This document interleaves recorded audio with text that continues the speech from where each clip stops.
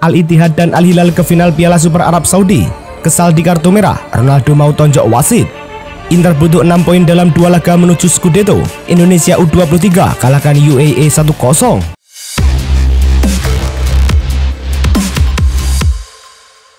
Halo Soccer Mania, kembali lagi di Blessing Soccer News. Kali ini kami sudah siapkan berita-berita terbaru seputar dunia sepak bola. Tentunya untuk kalian semua, selamat menyaksikan. Timnas Indonesia U23 melakoni uji coba keduanya dengan menghadapi Uni Emirat Arab di Stadion Sabab Al Ahli. Pada pertandingan kali ini, Indonesia berhasil bangkit untuk memetik kemenangan tipis 1-0 lewat gol Witan Sulaiman. Hanya 2 uji coba dilakukan oleh Indonesia selama pemusatan latihan di Dubai yang berakhir 10 April. Setelah itu Indonesia akan bertolak ke Doha, Qatar untuk memulai kiprahnya di Piala Asia U23 2024. Udinese versus Inter Milan dalam lanjutan Serie A yang dihelat di Blunerzi Stadium. Udinese berhasil memimpin duluan di babak pertama lewat gol Lazar Samardzic. Inter akhirnya bisa mencetak gol pada menit ke-55 usai dapat penalti. Calhanoglu yang jadi eksekutor sukses menjalankan tugasnya. Inter berbalik unggul 2-1 di menit ke-5 injury time babak kedua. Bola mentah dengan cepat dicocor Davide Fratesi ke gawang. Dengan hasil ini Inter makin kukuh di puncak klasemen Serie A dengan 82 poin dari 31 laga. Al-Ittihad menjamu Al-Wehda di semifinal Piala Super Arab Saudi 2024. Pada menit pertama Karim Benzema menyambut bola rebound membawa Al-Ittihad unggul 1-0. Menit ke-42, skor menjadi 2-0 usai Abdelrazak Hamdallah di dalam kotak penalti melepaskan tendangan yang menjebol gawang Al-Wehda. Pada babak kedua menit ke-97 Al-Wehda sempat memperkecil skor menjadi 2-1 berkat gol Hussein Al-Issa. Al-Ittihad pun menutup laga dengan skor 2-1 sekaligus memastikan menembus final Piala Super Arab Saudi. Semifinal Saudi Super Cup 2024 mempertemukan Al-Hilal versus Al-Nassr di Mohammed bin Zayed Stadium. Al-Hilal bisa memecah kebuntuan usai Salem Al-Dawsari mencetak gol di menit ke-61. Menit ke-72, Al-Hilal lantas memberikan pukulan kedua, Kylian Malcolm yang bisa menjebol gawang Ospina. Al-Nassr harus bermain dengan 10 orang sejak menit ke-86. Cristiano Ronaldo menerima kartu kuning kedua alias kartu merah. Menit ke-99, Al-Nassr memperkecil ketertinggalan. Sadio Mane menuntaskan dengan tembakan akurat. Hasil ini mengantarkan Al-Hilal ke final Piala Super Arab Saudi 2023-2024. Klub raksasa Arab Saudi Al-Hilal kembali memperpanjang torehan tinta emas dalam sejarah sepak bola lewat rekor kemenangan beruntun. Itu terjadi saat tim asuhan Jorge Jesus memastikan tiket ke final Piala Super Arab Saudi 2024 usai mengalahkan Al-Nassr 2-1 pada semifinal.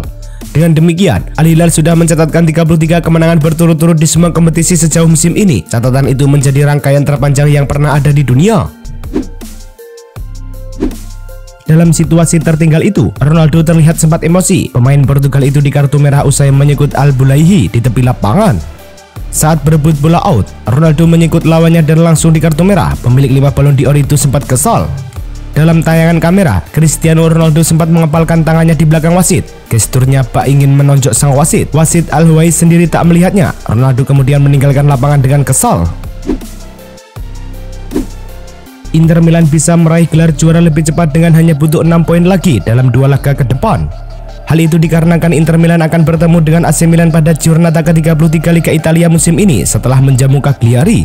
Apabila Inter Milan meraih kemenangan dalam 2 partai tersebut, maka total poin mereka pada pekan ke-33 adalah 88 keping. Dengan sisa cuma 5 laga, Inter bisa merayakan gelar Scudetto dalam pertandingan bertajuk Derby Milan. Kemenangan Al-Ittihad itu diwarnai gol Karim Benzema yang menjadi rekor. Pemain asal Prancis itu menjebol gawang lawan saat laga berjalan 55 detik. Gol pertama Benzema pada 2024 ini menjadi yang tercepat dalam sejarah Piala Super Saudi. Selain itu, Benzema kembali mencetak gol dengan seragam Al-Ittihad setelah terakhir kali melakukannya pada tanggal 15 Desember saat timnya kalah dari Al Ahli di Piala Dunia Antar Klub, atau 115 hari Benzema lewati tanpa bikin gol. Manchester City mencapai kesepakatan pribadi dengan Lucas Paqueta mengenai gajinya sebagaimana mereka siap untuk mengontraknya di jendela transfer musim panas, Footmer1 melaporkan. Namun, juara bertahan Eropa dan Inggris itu masih harus menjalin kesepakatan dengan The Hammers mengenai biaya transfer. Kontrak Paqueta saat ini di West Ham berlaku hingga tahun 2027. Pihak klub bisa mematok biaya serupa sebesar 80 juta pound sterling sebelum mereka setuju untuk melepasnya. Rodrigo kini menjadi andalan Real Madrid di lini depan. Striker Brasil itu rupanya nyaris gabung Liverpool beberapa tahun lalu. Hal itu diungkap Rodrigo kepada Guardian. Pemain berusia 23 tahun itu rupanya sempat diminati Liverpool pada tahun 2017. Rodrigo bercerita saat itu dirinya masih membela Santos. Liverpool diklaim mengincarnya, bahkan saat harganya masih 3 juta euro. Kami tidak mendekati kesepakatan karena memang saya tidak menginginkannya. Saya ingin bertahan di Santos, meski tawarannya bagus, kata Rodrigo.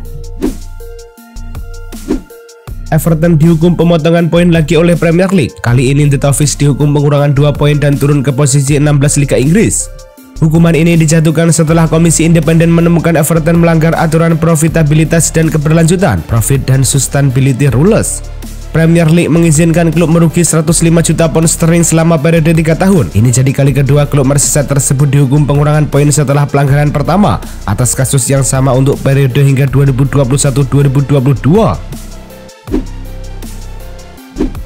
Liverpool menggelar buka puasa untuk pertama kalinya di Anfield pada Minggu 7 April petang dengan dihadiri sekitar 2.800 orang dari berbagai komunitas di wilayah kota Liverpool.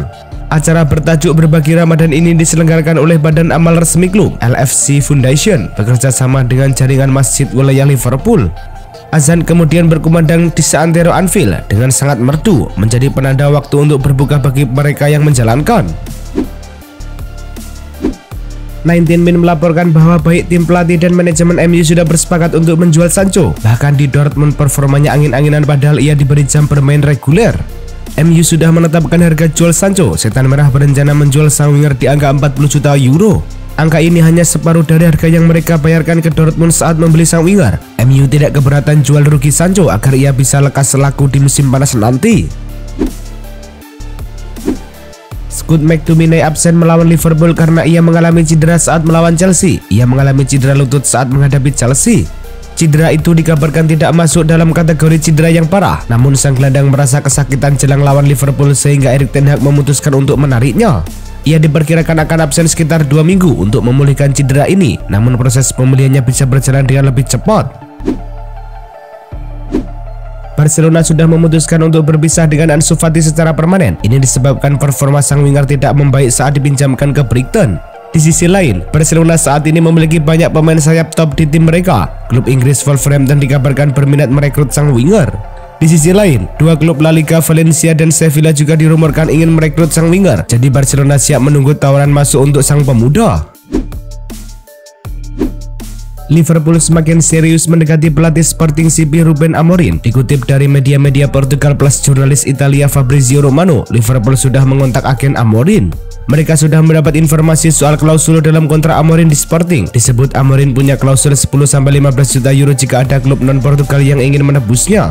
Pembicaraan awal sudah dilakukan di mana Liverpool melayangkan kontrak 3 tahun untuk Amorim. Dalam kontrak itu juga disebutkan besaran gaji Amorim. Spekulasi masa depan Jurgen Klopp usai meninggalkan Liverpool akhir musim nanti mulai bermunculan. Salah satunya Klopp berpeluang jadi pelatih timnas Jerman. Apalagi Direktur Timnas Jerman Rudi Völler pernah berhasrat merekrut Klopp selepas kepergian Joachim Löw pada 2020 lalu. Klopp tapi lebih memilih bertahan di Liverpool. Keinginan Völler tersebut kini sangat mungkin diwujudkan, mengingat ia bakal masih menjadi Direktur Timnas Jerman hingga Piala Dunia tahun 2026.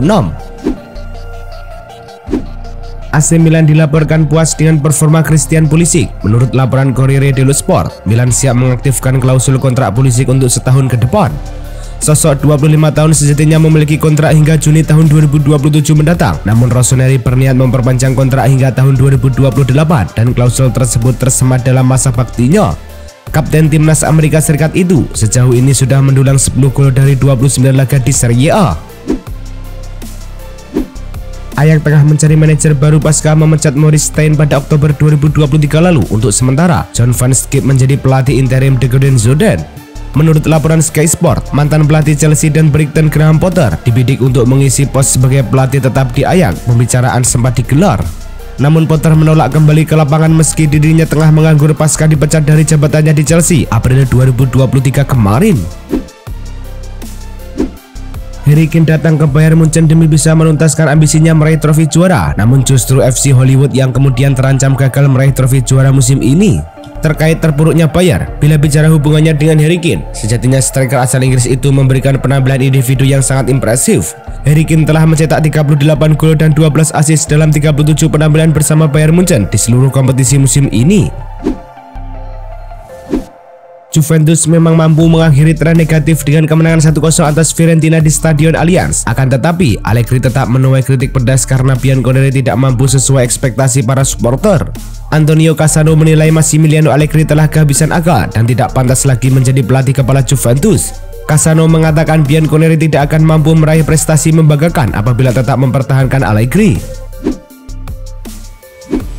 Di musim panas mendatang, Leeds United dilaporkan siap menampung kembali bintangnya Calvin Phillips yang tengah dipinjamkan ke West Ham United hingga musim ini berakhir.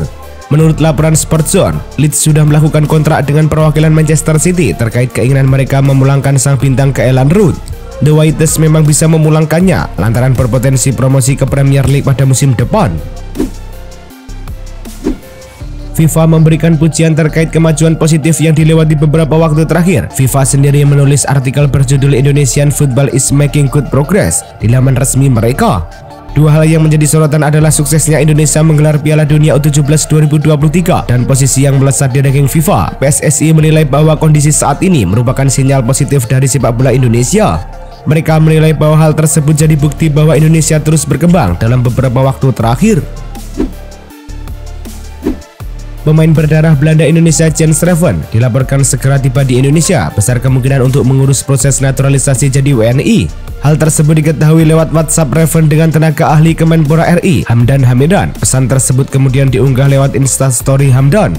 Jens Reven saat ini bermain untuk klub asal Belanda, Dordrecht U21 dengan posisi striker. Darah Indonesia Reven mengalir dari neneknya, tepatnya Yogyakarta.